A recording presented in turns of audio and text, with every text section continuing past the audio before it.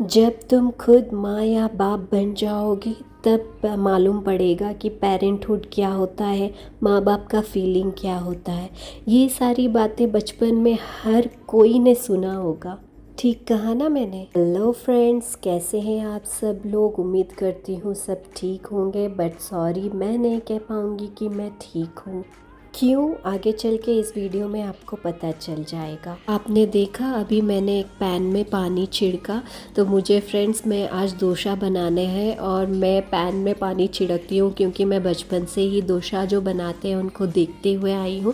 Pan में वो थोड़ा सा ना पानी छिड़क देते हैं, जैसे छिस करके आता है आवाज़, तो उससे मुझे लगता है डोसा अच्छा बनेगा, इसीलिए मैं हमेशा पानी छिड़कती हूँ और थोड़ा सा घी से ग्रीसिंग करके मैं यहाँ डोसा बना रही हूँ। मेरे पास डोसा पैन है लेकिन वो ख़राब हो चुका है, इसीलिए मैं अभी ये वाले पैन जो वॉक है वो यूज़ कर रही हूँ। डोसे के साथ मोस्टली हम लोग पीनट का जो फली होता है, मूंगफली, उसका चटनी प्रेफर करते हैं। तो मूंगफली के लिए मैंने ऑलरेडी मूंगफली फ्राई करके रखा था, उसमें थोड़ा सा जीरा, नमक, कच्ची मिर्ची और सिर्फ एक लहसुन डालकर ग्राइंड कर लूँगी। मैं आज बहुत लो फील कर रही हूँ, लेकिन ये वीडियो में मैं बिना स्माइल करे ऐसी नहीं रह सकती। मैं आपको सैड फेस नहीं दिखा सकती। जल्दी मैं बोलूँगी क्यों सैड हूँ। ये छोटा सा पैन देख रहे हैं फ्रेंड्स, ये मुझे बहुत प्यारा लगता है। मुझे किचन में छोटे छोटे मिनी यूटेंसिल्स बड़े क्यूट लगते हैं। इसे मोस्टली मैं तड़का देने के लिए ही यूज़ करती हूँ और कभी एग पोच हो गया या हाफ बॉयल हो गया उसके लिए यूज़ करती हूँ। एक्चुअली फ्रेंड्स, कल रात से ही वंश का हेल्थ ठीक नहीं है, उसे फीवर और कोल्ड है, तो इसी के लिए मैं उसके लिए जिंजर चॉप कर रही हूँ। जिंजर का मैं जिंजर हनी जो बनाते हैं ना, मैं वो बनाऊँगी। जिंजर को पहले मैंने पील ऑफ कर लिया और उसे दरदरा कूट लिया और उसका जो रस है वो मैं स्क्वीज़ करके ग्लास में निकाल लूँगी। लगभग 1 स्पून रस निकलेगा, इतना काफ़ी है वंश के लिए, नहीं तो ज़्यादा तेज़ हो जाएगा। और इसी रस में मैं थोड़ा सा 1 स्पून या 1.5 स्पून नॉर्मल स्पून मैं हनी मिक्स कर लूँगी। फ्रेंड्स, मैं इस वीडियो में आपको बताऊंगी कि मैं वंश का दिन भर में कैसे प्रिकॉशंस लेती हूँ, क्या क्या होम रेमेडीज़ यूज़ करती हूँ उसके कोल्ड कफ के लिए। ये जिंजर हनी का जूस मैं उसको ब्रेकफास्ट करने से पहले दूंगी, नहीं तो पूरा प्यूक कर देगा। मैं यहाँ पे एक छोटा सा ट्रिक लगा रही हूँ। हनी का जो डब्बा है, मैं मोस्टली हनी देती हूँ इससे वंश को, तो इसी में मैं वो जिंजर हनी मिक्स कर ली हूँ और वंश को लग रहा है कि हनी है और इसी से मैं उससे डायरेक्ट पिला भी दे रही हूँ। एक और बार रात में भी दूंगी। यहाँ पे डोसा चटनी रेडी हो गया है जो मैं जीतू को दे दूंगी। जीतू का आज वर्क फ्रॉम होम है, तो वो भी मुझे आज काफ़ी सपोर्ट मिलेगा जीतू का, क्योंकि वंश का जब तबीयत ठीक नहीं होता है तो मेरा फोकस पूरा वंश पे रहता है, तो जीतू रहेंगे तो मुझे काफ़ी हेल्प हो जाएगा। वंश को मैं खिचड़ी दूंगी जिसमें थोड़ा सा मैंने मिश्री मिलाया है थोड़ा स्वीटनेस के लिए, और उसका एक प्यूरी वाला जार है जो प्यूरी वो खाना पसंद करता है, उसी बॉटल में मैं खिचड़ी को डालकर वंश को दे रही हूँ कि ये खा लो तुम, और खा भी लेगा। कभी कभी वो खा लेता है, कभी कभी पकड़ लेता है। वैसे तो वंश को हम नीचे लेकर आए थे ताकि उसको थोड़ा सा धूप मिल जाए, लेकिन हम जैसे ही नीचे आए हमने देखा कि यहाँ पे जो छोटे किटेंस थे उनका हालत बहुत ख़राब है, उनका ना आई में कुछ इन्फेक्शन हो गया है। तो जब तक जीतू वो किटन्स को क्लीन करते हैं तब तक मैं यहाँ पे सारे कपड़े नीचे लाकर सुखा देती हूँ। जी, मैं फर्स्ट फ्लोर पे रहती हूँ, वहाँ पे ना बालकनी नहीं है, तो मुझे ना घर के अंदर कपड़े सुखाना बिल्कुल नहीं पसंद, तो मैं हमेशा ना कपड़े नीचे ला लेती हूँ सुखाने के लिए। और धूप में कपड़े सूखना अच्छा होता है, और घर में बच्चा हो तो धूप में ही कपड़े सुखाने चाहिए। ये बात सच है ना कि बच्चे बड़ों को ही देख के सीखते हैं। तो जीतू को भी ना एनिमल्स बहुत पसंद है। जब भी वो देखते हैं कि एनिमल को या पेट को या फिर हमारे यहाँ कंपाउंड में जो किटन्स हैं उनको कोई प्रॉब्लम है, तो जीतू हमेशा उनको हेल्प करते रहते हैं, उनको फीड करते हैं। तो वही वंश भी देखता है, और वंश को भी एनिमल से ना काफ़ी लगाव है।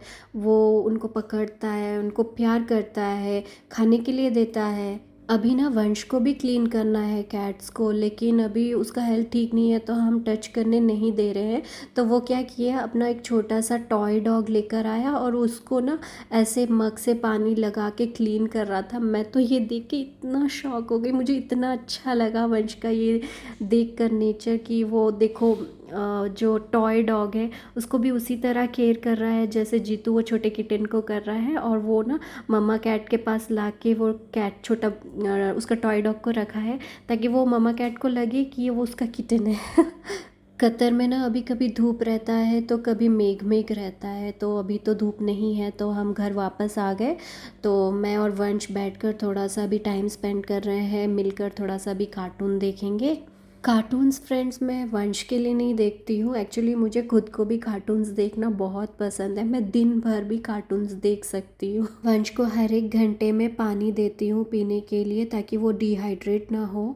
अभी उसको स्नान करवाने से पहले मैं उसको ये सरसों के तेल से मालिश करूँगी ताकि उसके बॉडी में हीट हो, चेस्ट पे जो कफ जमा हो चुका है वो धीरे धीरे से ठीक हो जाए। मुझे जितना याद था तो मैं ये सरसों का तेल लेकर चली गई वंश को मालिश करने के लिए। वंश को मालिश करवाना इतना अच्छा लगता है, किसी चीज़ के लिए भी ज़िद करे या ना करे मालिश के लिए वो कभी ज़िद नहीं करता। उसको मैं अगर सो बोलूँगी वो सो जाएगा, सर रखो बोलूँगी मेरे गोद में वो रख देगा और बहुत अच्छे से मालिश लेगा। वो कभी कभी 15 मिनट्स क्रॉस हो जाता है पर मालिश बहुत आराम से लेता है। वो मालिश कर ही रही थी कि मुझे याद आया कि जब मैं छोटी थी तब मेरी मम्मी सरसों के तेल को गरम करके उसमें दरदरा कूटा हुआ लहसुन ऐड करके उसे तब तक गरम करते हैं तब तक जब तक वो लहसुन लाल डार्क रेड कलर ना हो जाए। फिर वो सरसों के तेल को थोड़ा सा लूकवार्म रखते हैं और फिर मुझे मालिश करती थी मेरी मम्मी, या फिर मैंने देखा है कि मेरी मम्मी या फिर मेरे जो नानी थे या फिर मामी मामा उन लोग थे वो सजेस्ट करते थे ऐसा। तो मैंने सोचा चलो इससे तो मैं मालिश कर ही दे रही हूँ और इससे स्किन भी काफ़ी अच्छा होता है, स्मूथ होता है। काफ़ी सारे लोग प्रिफ़र करते हैं गाँव में सरसों के तेल से मालिश करना। तो मैं क्या करती हूँ इससे मालिश उसको पूरा कर दे रही हूँ, फिर जाकर मैं दोबारा से थोड़ा सा लहसुन कूट के फिर दोबारा से गरम करके सरसों के तेल को मैं उसको रेडी कर रही हूँ उसे मालिश करने के लिए। पर इस बार मैं नहीं, जीतू करेंगे वंश का मालिश। तो जीतू जब भी घर में रहते हैं वंश को मालिश वही देते हैं, तो इस बार मैंने दे दिया उनके प्रेजेंस में ही। तो उन्होंने बोला कि मैं कर देता हूँ मालिश, तुम लेकर आओ। फिर मैंने उनको वो जो मैंने लहसुन वाला सरसों का तेल रेडी किया था उनको दे दिया और वो इस तरीके से वंश को मालिश करना शुरू कर दिए।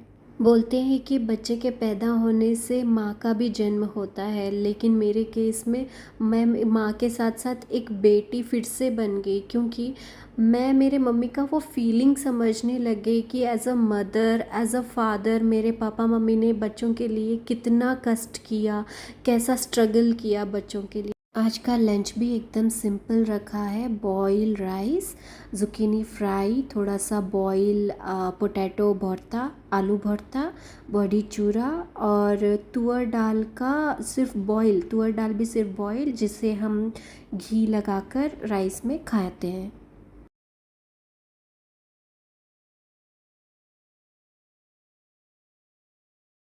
फ्रेंड्स, मैं अगर वंश को होम रेमेडीज़ दे रही हूँ तो इसका मतलब ये नहीं है कि मैं उसको कम्प्लीटली उसके ऊपर ही डिपेंड करवा दूँगी।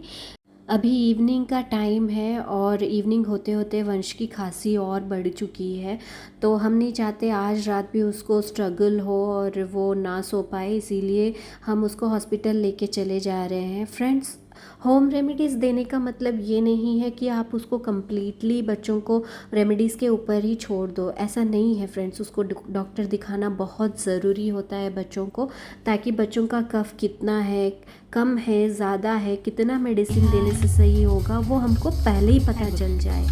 After being parents, after being mother, मुझे ये तो पता चल गया है कि मेरे मम्मी पापा का या फिर कोई भी मम्मी पापा का कितना स्ट्रगल होता है, कितना कष्ट होता है जब वो अपने बच्चों को पाल पोस के वैल्यूज़ देकर बड़ा करते हैं।